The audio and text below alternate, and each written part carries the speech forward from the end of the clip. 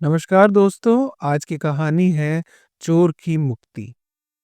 तो ये 12वीं बार था जब दृढ़ निश्चयी राजा विक्रमादित्य पुनः बेताल का पीछा करते हुए सिरस वृक्ष के पास पहुंचे और शव को उतारकर कंधे पर लटका कर हमेशा की तरह चुपचाप शमशान की ओर चल पड़े। रास्ते में बेताल फिर बोला। उसने पहले विक्रमादित्य को समझा बुझाकर शव को न ले जाने का आग्रह किया, लेकिन जब विक्रमादित्य उसके शव को छोड़ने पर सहमत न हुए तो उसने फिर उन्हें एक नई कहानी सुनाई। बेताल ने इस बार विक्रमादित्य को एक विचित्र कहानी सुनाई। वह इस प्रकार है। बहुत समय पहले अयोध्या नगरी में वीरकेतु नाम का एक राजा राज्य करता था। उस राज्य में रत्नदत्त नाम का एक वणिक यानी व्यापारी रहता था। उसकी एक कन्या थी जिसका नाम रत्नावली था। जब वह युवती हुई तब रत्नदत्त से न केवल बड़े बड़े वणिक बल्कि राजा लोग भी उससे विवाह की याचना करने लगे। पुरुषों से द्वेष रखने वाली ये कन्या पति के रूप में इंद्र को भी पसंद नहीं करती थी। वह विवाह की बात भी न सुनना चाहती थी। सुनते ही प्राण त्यागने को उद्यत हो जाती थी। पुत्री से अधिक प्रीति करने के कारण पिता दुखी होकर भी चुप रहे, लेकिन यह बात पूरी अयोध्या में फैल गई। उन्हीं दिनों अयोध्या वासियों के यहाँ लगातार चोरियां होने लगी। तब समस्त पुरवासियों ने राजा वीर केतु से निवेदन किया, महाराज, हम लोग रोज रोज चोर के द्वारा लूटे जाने पर भी उन्हें देख नहीं पाते, अतः आप ही इसका उपाय करें। पूर्ववासियों की बात सुनकर राजा वीर केतु ने पहरेदारों को आदेश दिया।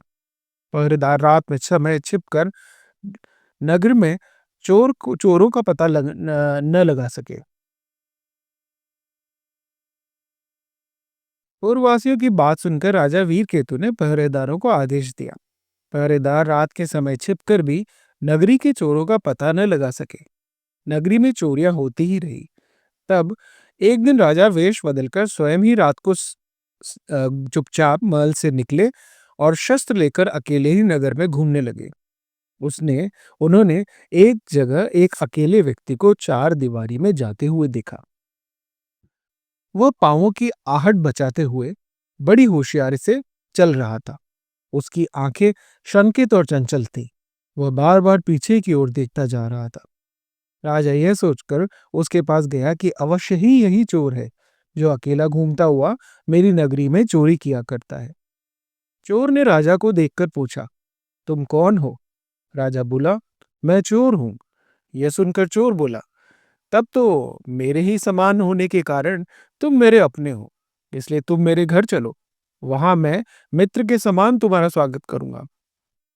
राजा उसकी बात मानकर उसके घर चला गया, जो एक वन में खोदी हुई जमीन के अंदर था। वहां सुख सुविधाओं के अनंत वैभव से भरा हुआ था। राजा जब वहां एक आसन पर बैठ गया, तब चोर घर के भीतरी हिस्से में चला गया। उसी समय एक दासी ने वहां आकर राजा से कहा, महाराज, महाराज, आप यहाँ मृत्यु के मुख में क्यों आए हैं? यह पापी प्रसिद्ध चोर है। जब वह बाहर निकलेगा तब निश्चय ही आपके साथ विश्वासघात करेगा, अतः आप शीघ्र ही यहाँ से चले जाएं।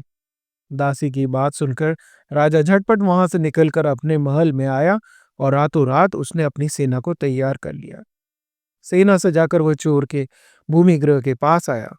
तुरही बजाती हुई उसकी सेना ने उस चोर के घर को जाने वाली सुरंग के मुहाने को घेर लिया। इस तरह अपने घर को घिरा हुआ जानकर चोर समझ गया कि उसका भेद खुल गया है। इसलिए वो वीर मरने का निश्चय करते हुए युद्ध के लिए बाहर निकल आया। युद्ध के लिए बाहर निकलकर उसने अमानुषिक पराक्रम दिखाया। हाथ में ढाल और तलवार लेकर अकेले ही उसने हाथियों की सूंडें, घोड़ों की जांघें और वीरों के मस्तक काट डाले। तब वो अपनी सेना को इस तरह नष्ट होती देख राजा स्वयं ही आगे बढ़ा। राजा खड़ग विद्या का जानकार था, यानी तलवार चलाने में वो बहुत कुशल था। उसने नाटकीय कौशल से उसके हाथ से पहले तलवार फिर छुरी छीन ली। इस प्रकार जब चोर निशस्त्र हो गया तब राजा ने अपने शस्त्र छोड़ दिए और बाहु युद्ध से उसे पछाड़कर जीवित ही पकड़ लिया तथा उसे बांधकर उसकी धन दौलत के साथ अपनी नगरी में ले आए। जब उस चोर को वध भूमि में ले जाया जा रहा था, यानी कि उसको उसका उसकी हत्या के उस लिए उसे ले जाया जा रहा था, उसे हत्या का दंड देने के लिए ले जाया जा रहा था। उसी समय वणिक की कन्या रत्नावली ने उसे अपने महल से देख लिया। वह घायल था, उसके अंग धूल से भरे थे। फिर भी रत्नावली को उसे देखकर कामावश हो गई। उसने जाकर अपने पिता रत्नदत्त से कहा, पिताजी, जिस पुरुष को ये लोग वध करने के लिए ले जा रहे हैं, मैं उसे ही अपना पति चुनना चाहती हूँ। अतः आप राजा से कहकर उसकी प्राण रक्षा करें, नहीं तो उसके पीछे मैं भी मर जाऊंगी। बड़ी अजीब बात थी, लेकिन यह सुनकर रत्नदत्त बोला, बेटी, ये तुम क्या कह रही हो?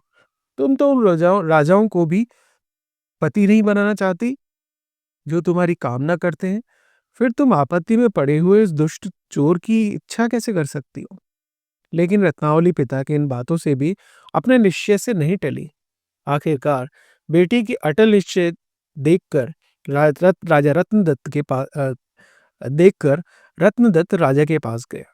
उसने अपना सब कुछ देकर भी राजा से उस चोर की मुक्ति मांगी, लेकिन राजा ने 100 करोड़ स्वर्ण मुद्राएं लेकर भी उस चोर को छोड़ना स्वीकार नहीं किया, जो उसको लूटा करता था और जिसे उसने अपनी जान की बाजी लाकर पकड़ा था।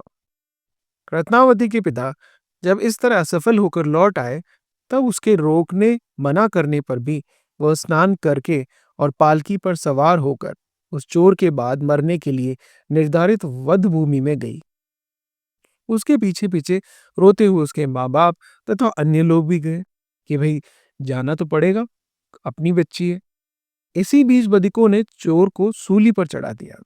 अब सूली जो है वो फांसी से बिल्कुल अलग हुआ करता था। उसके प्राण छटपटा रहे थे। तभी उसकी नजर अपने कुटुंब वासियों के साथ आती हुई रत्नावती पर पड़ी। लोगों ने उसका वृत्तांत सुनकर चोर से क्षण भर तो आंसू बहाए, फिर वह हंसा और फिर सूली पर चढ़े हुए उस चोर ने अपने प्राण त्याग दिए। फिर उस साध्वी वणिक कन्या ने उस चोर के शरीर को सूली पर से ही उतरवाया और उसे लेकर चिता पर आरोहण किया। इसी बीच भगवान शिव अदृश्य रूप में इस शमशान भूमि में प्रकट हुए और बोले, पतिव्रते, स्वयं वरण किए हुए इस पति के प्रति तुमने जो भक्ति दिखलाई है, उससे मैं संतुष्ट हुआ। अतः तुम मुझसे वर मांगो। यह सुनकर रत्नावली ने देवादिदेव महादेव को प्रणाम करके उनसे वर मांगा। बोली, भगवान, मेरे पिता के कोई पुत्र नहीं है, उन्हें 100 पुत्र हों। मेरे सिवा उन्हें दूसरी संतानें नहीं हैं, अतः मेरे बिना वे जीवित नहीं रहेंगे। यह सुनकर भगवान शिव बोले, तुम्हारे पिता को 100 पुत्र होंगे, लेकिन तुम दूसरा वर मांगो, क्योंकि तुम्हारी जैसी वीर विद्या के लिए इतना ही पर्याप्त नहीं है। रत्नावली बोली, भगवान, यदि आप मुझ पर प्रसन्न हैं, तो मेरे ये पति जीवित हो जाए और इनकी मति धर्म में स्थिर हो। भगवान शिव बोले, ऐसा ही हो। तुम्हारे पति अक्षत शरीर जी उठे, धर्म में इसकी मति स्थिर रहे और राजा वीर केतु इस पर प्रसन्न हो।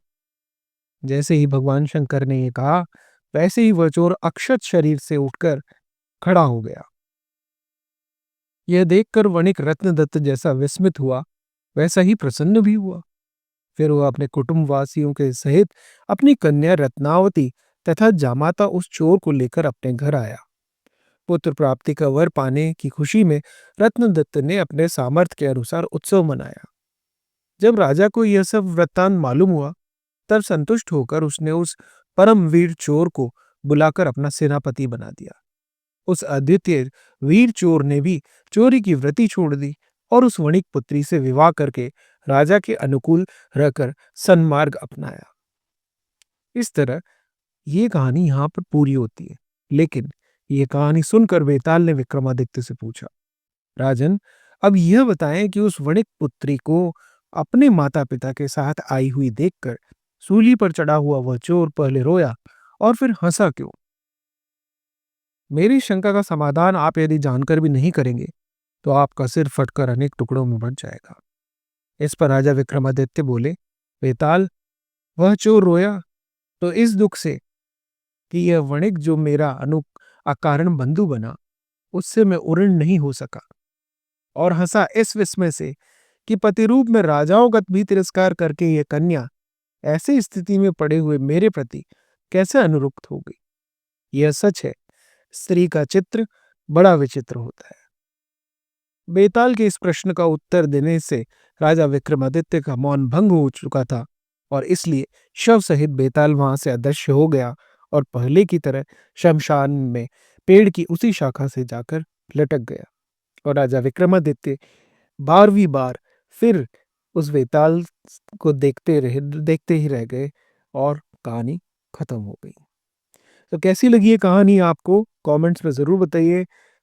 लाइक कीजिए, शेयर कीजिए, सब्सक्राइब कीजिए ताकि इस चैनल को और आगे बढ़ाएं, आपके लिए और अच्छी-अच्छी कहानियाँ ला सकें। मिलते हैं अगली कहानी में, तब तक के लिए राधे राधे, जय सिया राम।